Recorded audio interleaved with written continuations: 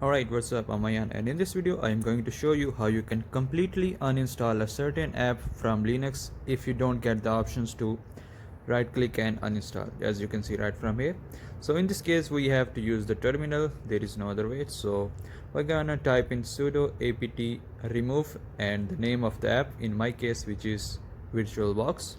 Let's type it in, enter your password and hit enter, and now it will ask you to remove two dependencies. So just gonna continue with Y, and this is going to uninstall the app from your system.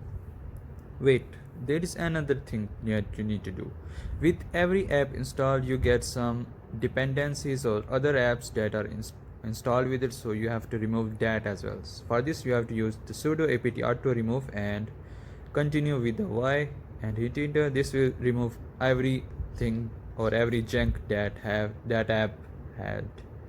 So if you want to know how I did that, so you're just gonna type in sudo apt update to know if there is anything else that you need to update or delete. Sudo apt upgrade. After all of your packages are updated, you will see there is nothing that need to be removed.